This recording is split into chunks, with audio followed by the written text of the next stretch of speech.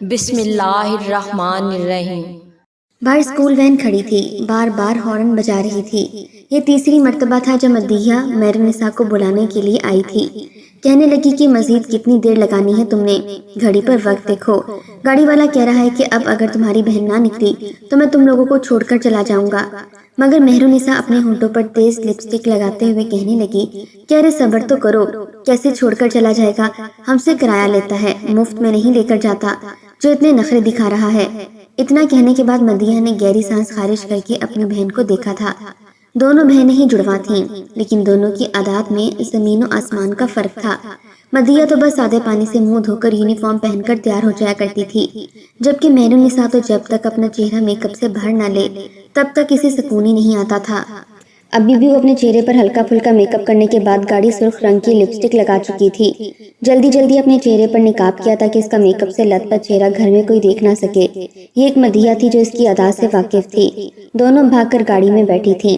Driver نے تو گاڑی میں بیٹھتے ہی ان دونوں سے جھگڑنا شروع کر دیا تھا کہ اگر اس مہینے مزید تم دونوں لیٹ آئی تو میں دوبارہ تم لوگوں کو لینے آؤں گا ہی نہیں۔ بس تمہارا ہمارا حساب برابر ہو گیا، میں مزید تم لوگوں کی وجہ سے باقی بچوں کو بھی لیٹ نہیں کر سکتا۔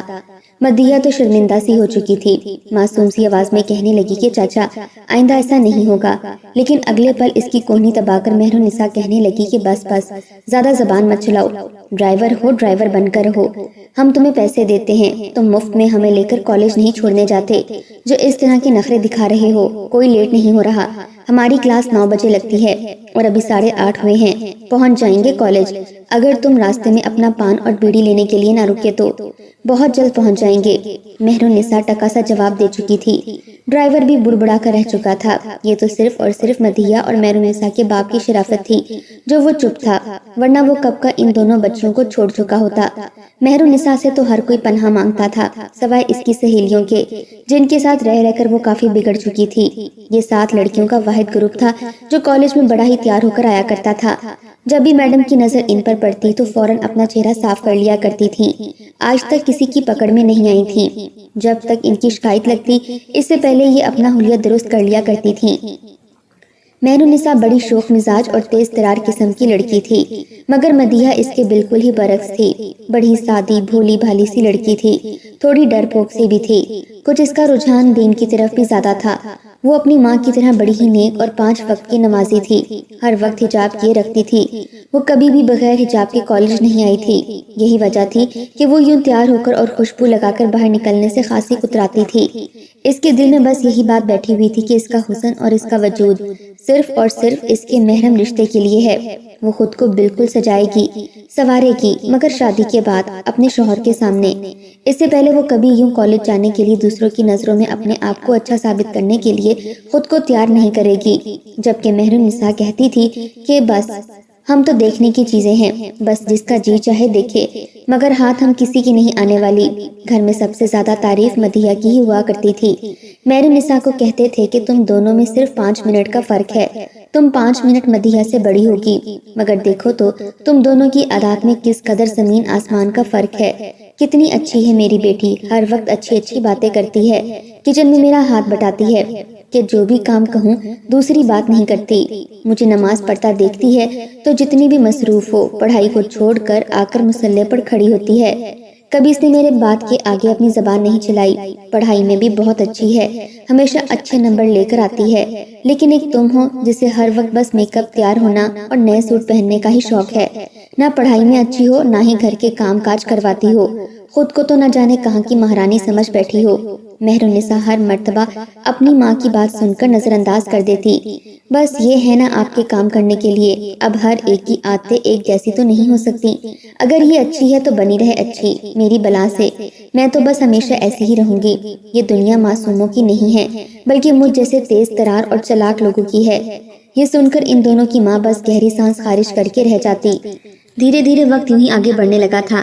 مدیحہ تو پورا گھر سنبھال سکتی تھی، ہاتھ میں بہت ہی ذائقہ تھا، 5 وقت کی نمازن تھی، رمضان میں مبارک آتا تو پورے روزے رکھتی، نفلی روزے بھی شعبان اور رجب میں رکھا کرتی تھی، حافظ قرآن بھی تھی، لیکن اس کے باوجود اپنی بہن کا ذرا بھی اثر مہرالنساء پر نہیں ہوا تھا۔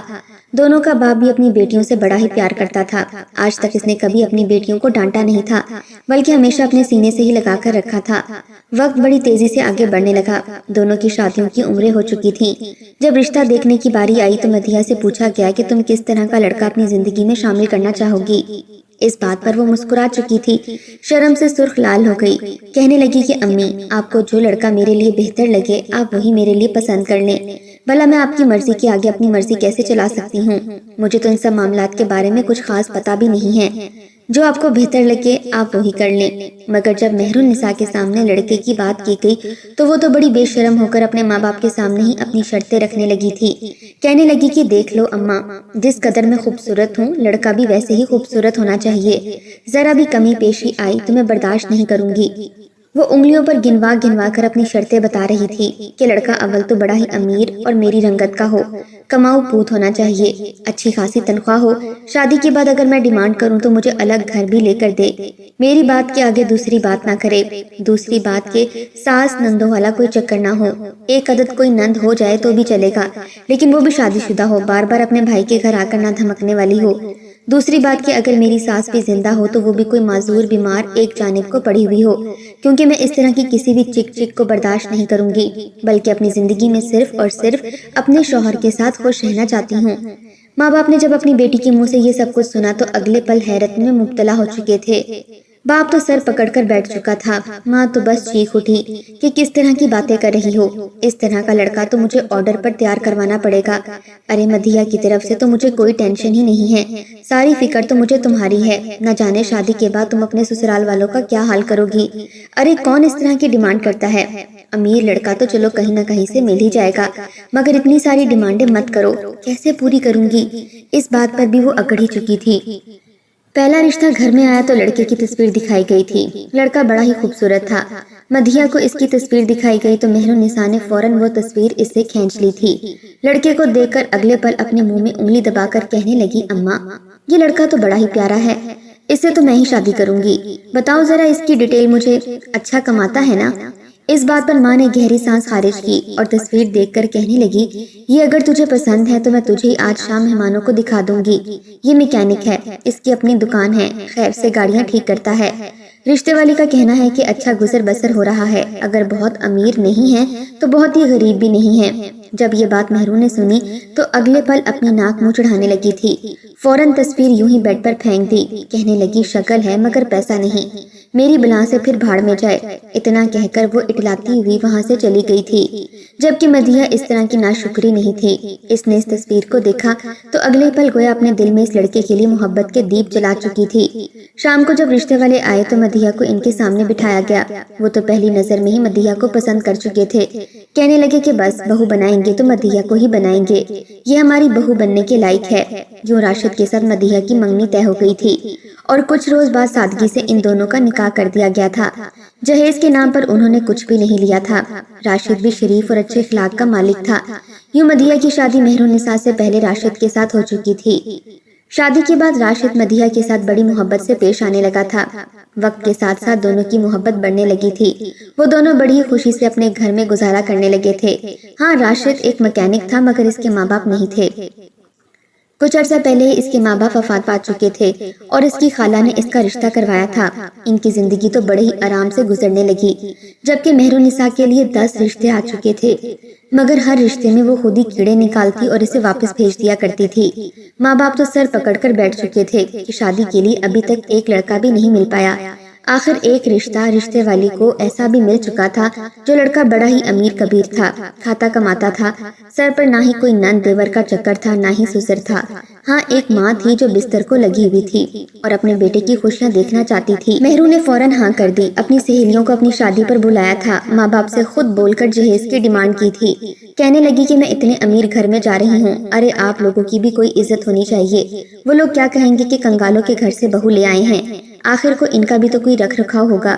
یوں اس نے اپنے دادا پر دادا کی زمین کا ایک حصہ بچوا کر مہنگا ترین جہیز اپنے لیے لیا تھا۔ جب مہر النساء کو جہیز دیا گیا تو مدیحہ کو بھی جہیز کے بارے میں پیشکش کی گئی تھی۔ اس کے ابا اسے جہیز دینا چاہتے تھے کہ بعد میں تم دونوں بہنیں اس بات پر اپنے آپ میں لڑائی نہ کرتی پھرو، مگر مدیحہ انکار کر چکی تھی، کہنے لگی کہ مجھے ان سب کی کوئی ضرورت نہیں ہے، میں راشد کے ساتھ اپنے اس گھر میں بہت خوش ہوں، آپ یہ سب کچھ اپنے پاس ہی رکھیے۔ یوں ماں باپ بھی خاموش ہو چکے تھے۔ مہرالنساء شادی کے بعد اپنے گھر میں جا چکی تھی۔ شادی کے بعد ہی اس نے ورلڈ ٹور کا پروگرام بنا لیا تھا۔ اپنے شوہر کے ساتھ وہ گھومنے پھرنے کے لیے جا چکی تھی۔ وہ تو یہ بھول ہی چکی تھی کہ اس کی کوئی بہن اور ماں باپ بھی ہیں۔ اسے صرف اور صرف غرض تھی تو گھومنے پھرنے سے، نئی نئی جگہ اور لوگوں سے ملاقاتیں کرنے پر۔ مہرالنساء کا شوہر بھی اسی کے جیسا آزاد خیال تھا۔ دھیرے دھیرے وقت گزرنے لگا۔ مدیحہ نے ایک بیٹے کو جنم دیا تھا۔ گھر کے حالات تھوڑے تنگ ہونے لگے تھے کیونکہ راشد کی وہ دکان اس کی اپنی نہ تھی بلکہ کرائے پر لی ہوئی تھی۔ کام تھوڑا کم ہونے لگا تو کرایہ دینے میں اور پھر گھر کے خرچ میں گزارا مشکل ہونے لگا تھا۔ مدیحہ کے پاس سلائی کڑھائی کا ہنر تھا، اس لیے اس نے کپڑے سلائی کرنا شروع کر دیے۔ اس کے ہاتھ میں اتنی صفائی تھی کہ اس کے محلے کی عورتیں بھی اسی کے پاس کپڑے سلائی کروانے کے لیے آنے لگی تھیں۔ یوں ان کا ہاتھ تھوڑا بہت سیدھا ہونے لگا تھا۔ راشد نے جب اپنی بیوی کو یوں محنت کرتے دیکھا تو وہ اپنی بیوی کو منع بھی کرنے لگا کہ تم اتنی محنت مت کرو، میں ساتھ کوئی اور نوکری دیکھ لوں گا یا کسی دوست کے ساتھ پارٹنرشپ پر کچھ کر لوں گا۔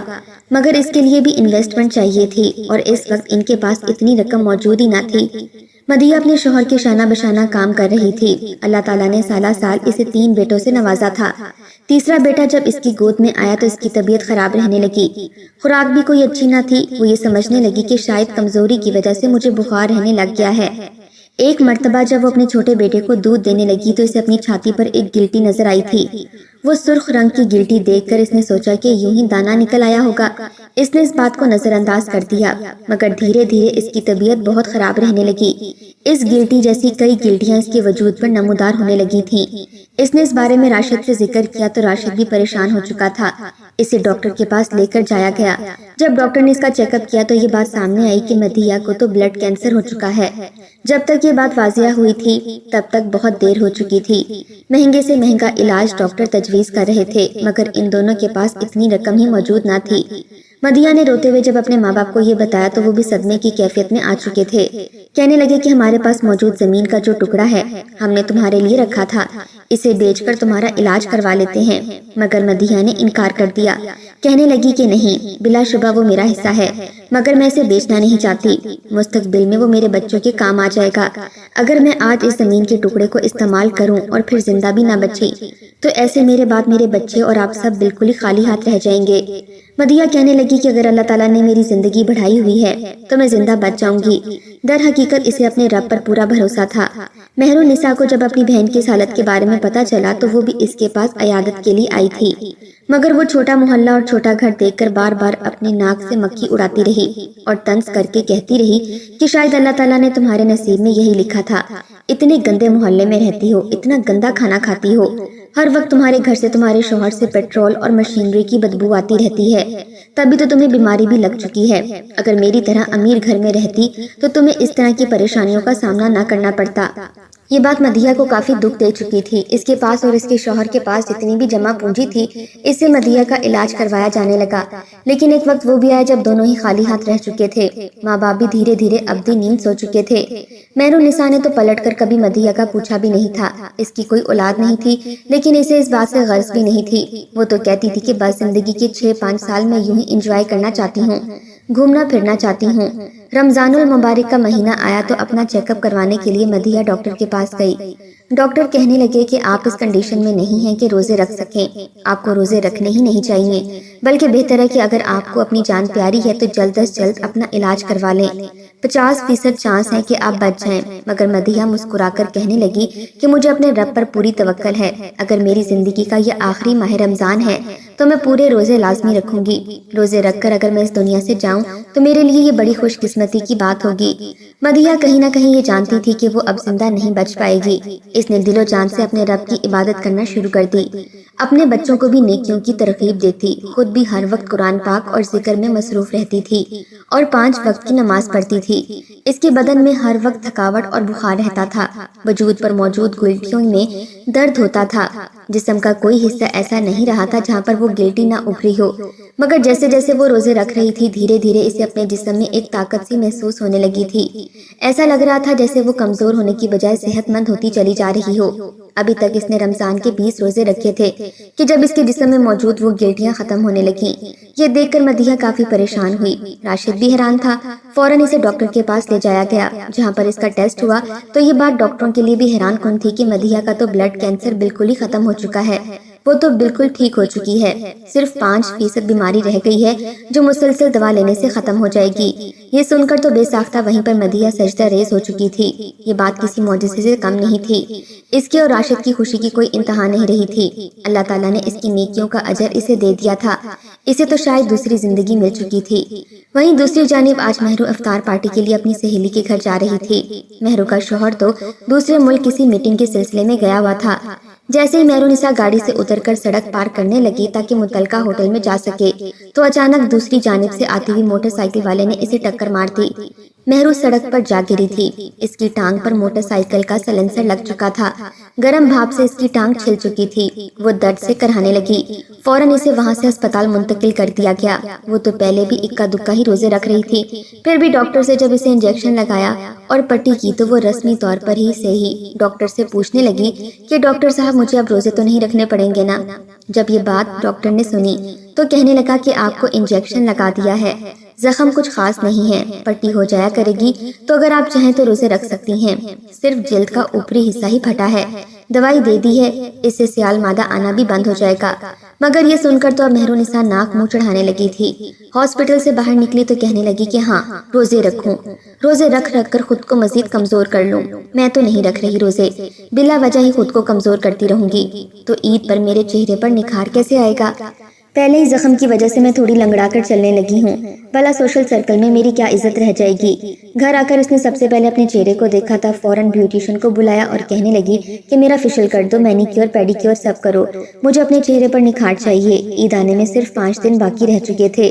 महरू ब्यूटिशियन के सामने बैठी अपना फेशियल करवा रही थी। इसकी टांग पर जख्म भी मौजूद था। पट्टी जरा गीली हुई तो मेहरुनिसा ने इस पट्टी को उतारकर दूर फेंक दिया कि कुछ देर बाद डॉक्टर के पास जाकर वो दोबारा से बैंडेज करवा लेगी। लेकिन तभी पेडिक्योर करते वक्त केमिकल वाला पानी इसके जख्म पर गिर गया। इसे साफ तो कर दिया गया, मगर अगले ही रोज वो जख्म मजीद बिगड़ने लगा।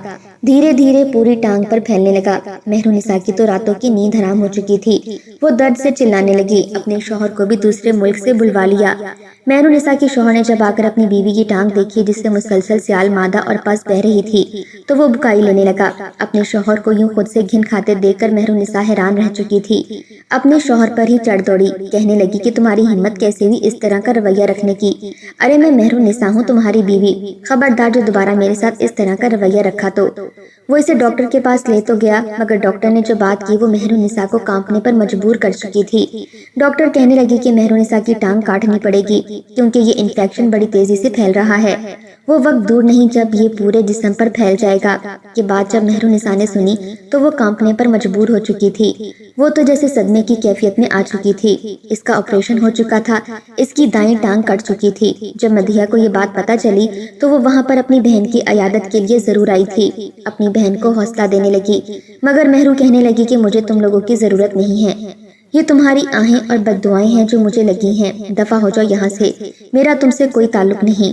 राशिद ने जब अपनी बीवी की इतनी बेइज्जती देखी तो अपनी बीवी को लेकर वहाँ से चला गया। कहने लगा कि आज के बाद हम इस अनापरस्त लड़की के घर की जानिब थूकेंगे भी नहीं। महरू यूं ही अकड़ में थी। इसे लग रहा था इसका शौहर हमेशा इसके साथ रहेगा, मगर ऐसा नहीं था। इसका शौहर इसे दूर रहने लगा, धीरे धीरे दूसरे मुल्क में ही शिफ्ट होने लगा। एक वक्त वो भी आया जब इसने मेहरुनिसा के लिए तलाक के पेपर्स भिजवा दिए थे। कहने लगा कि मैं इतना अमीर हूँ, इतना हसीन हूँ, मुझे तो कोई भी लड़की मिल जाएगी, भला मैं तुम जैसी माजूर एक टांग से फारिग लड़की के साथ अपनी जिंदगी क्यों बर्बाद करूँ। तलाक के पेपर लेकर मेहरुनिसा हक्की बक्की अपनी किस्मत पर मातम करती वापस अपने मैके घर आ चुकी थी। कई महीनों तक वो इस सदमे से निकल ही नहीं पाई थी। धीरे धीरे इसे अपने रवैयों का एहसास हुआ था। काश वो कोई राशिद जैसे लड़के को ही पसंद कर लेती तो आज इसकी जिंदगी ऐसी ना होती। मगर अब सिर्फ और सिर्फ पछतावा था। मदीहा को जब अपनी बहन की हालत के बारे में पता चला तो वो राशिद की मिन्नतें करके अपने मैके घर चली आई थी। मेहरुन्निसा शर्मिंदा सी एक जानिब को बैठी थी। इसे यहाँ पर अकेले छोड़ना अच्छा नहीं था, इसलिए राशिद और मदीहा इसको अपने साथ अपने घर ही ले आए थे। वो इन्हीं के साथ ही रहने लगी। उल्टा घर के काम काज में भी वो व्हील चेयर पर बैठकर हाथ बटा दिया करती। धीरे धीरे इसने मदीहा से सिलाई भी सीख ली थी। वो बैठे बैठे ही सिलाई कढ़ाई करके भी गुजारा करने लगी थी। मेहरुन्निसा को जब तक अपनी गलतियों और कोताहियों का एहसास हुआ था तब तक बहुत देर हो चुकी थी, यहाँ तक कि इसे खमियाजा अपनी टांग कटवाकर अदा करना पड़ा। हमारी वीडियोस अगर आपको पसंद आ रही हैं तो ज़रूर लाइक कीजिए, और अगर आपने हमारा चैनल सब्सक्राइब नहीं किया तो ज़रूर कीजिए। उसके साथ साथ बेल आइकॉन पर भी लाजमी क्लिक कीजिए ताकि हमारी हर आने वाली वीडियो आप तक बर वक्त पहुंच सके। अल्लाह हाफिज।